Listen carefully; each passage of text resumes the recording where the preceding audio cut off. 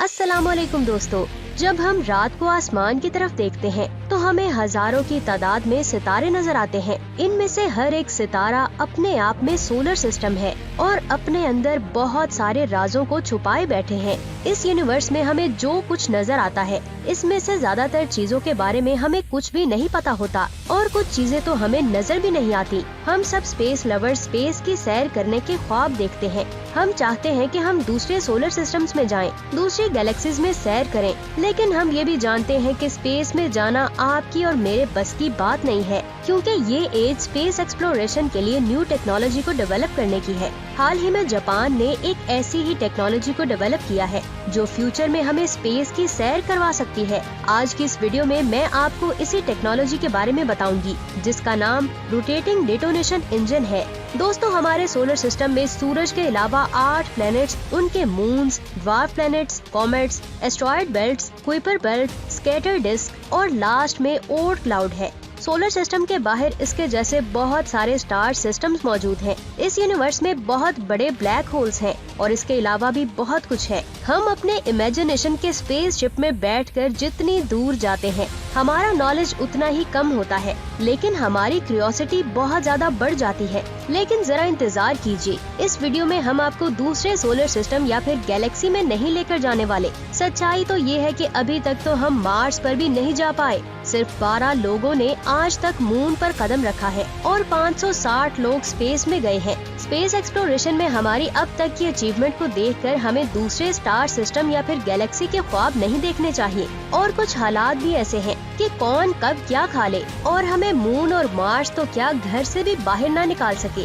आइए बात करते हैं वीडियो के मेन टॉपिक पर। जापान की national space agency, Japanese aerospace exploration agency यानी कि JAXA ने हाल ही में 27 जून 2021 को ये अनाउंस किया है कि उन्होंने स्पेस में रोटेटिंग डिटोनेशन इंजन की सक्सेसफुली टेस्टिंग कर ली है। दरअसल इस दिन उन्होंने स्पेस में S520-31 साउंडिंग रॉकेट भेजा था, जिसमें 500 N क्लास RDE इंजन लगा हुआ था। इससे पहले कि मैं आपको RDE के बारे में डिटेल से बताऊं, आपको ये जान लेना चाहिए कि ये कोई टेक्नोलॉजी नहीं है। दरअसल नासा और दूसरी बहुत सारी स्पेस एजेंसीज इसे डेवलप करने में बहुत सालों से लगे हुए हैं, लेकिन वो आज तक कामयाब नहीं हुए। जापानीज स्पेस एजेंसी ने पहली बार RDE की टेस्टिंग में सक्सेस हासिल की है। आइए अब जानते हैं कि असल में RDE होता क्या है। अगर मैं आसान अल्फाज में कहूँ तो RDE एक इंजन होता है। इसमें बहुत सारे एक्सप्लोजन्स किए जाते हैं जो इसके अंदर रोटेट करते रहते हैं और फिर बाहर की तरफ एनर्जी और थ्रस्ट को रिलीज करते हैं,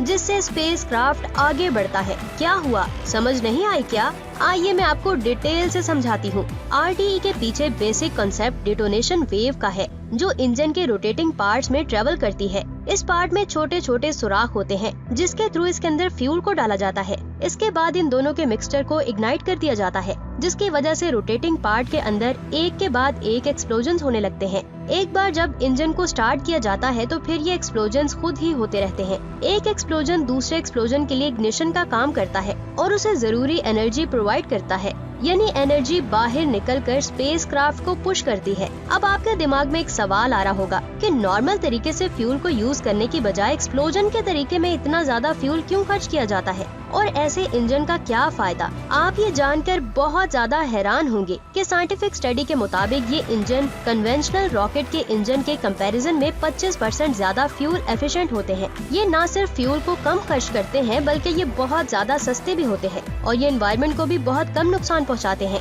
बस यही वजह है कि इन्हें फ्यूचर स्पेस एक्सप्लोरेशन के लिए एक गेम चेंजिंग टेक्नोलॉजी माना जाता है। RDE उसी वक्त तक सेफ है जब तक इनके अंदर सभी एक्सप्लोजन्स कंट्रोल्ड वे में करवाए जाएं। लेकिन अगर ये अनकंट्रोल्ड हो जाए, यानी हमारे हाथ से निकल जाए, तो पूरा स्पेसक्राफ्ट तबाह हो सकता है। जब हम लोग डिस्टेंस स्पेस जर्नी की बात करते हैं तो इसके लिए एक गलती पूरे मिशन पर पानी फेर सकती है। लेकिन यहाँ पर खुशी की बात ये है कि JAXA ने इसकी सक्सेसफुल टेस्टिंग की है और इस दौरान सब कुछ कंट्रोल में ही रहा था। ये इंजन उन्होंने सालों के लिए तो नहीं चलाया था, लेकिन टेस्टिंग के दौरान कुछ सेकंड्स की सक्सेस ही दुनिया भर के साइंटिस्ट के लिए बहुत ही खुशी की बात थी। जापान की नेगोया यूनिवर्सिटी के डिपार्टमेंट ऑफ एरोस्पेस इंजीनियरिंग के प्रोफेसर जीरो काहासारा भी इस प्रोजेक्ट का अहम हिस्सा रहे हैं। उनका कहना है कि हमारा मकसद इस टेक्नोलॉजी को 5 साल के अंदर रियलिटी में तब्दील करना और रेगुलर यूज के लिए तैयार करना है। हो सकता है कि फ्यूचर में जब हम इसकी मजीद टेस्टिंग करें तो इसमें कुछ ऐसी ही प्रॉब्लम सामने आ जाए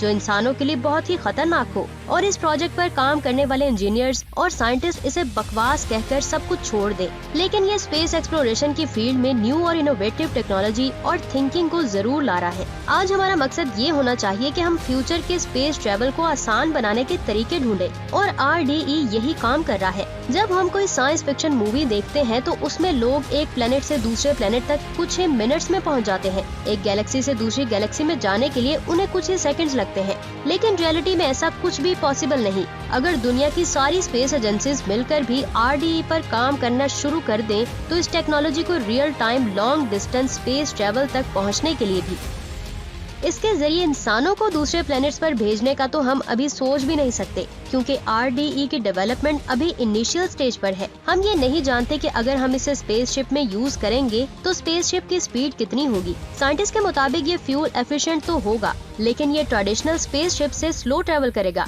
तो क्या हम इसका यूज स्पेस में कहीं दूर जाने के लिए कर सकते हैं? मेरे ख्याल में हमें अभी इसके बारे में सोचना भी नहीं चाहिए।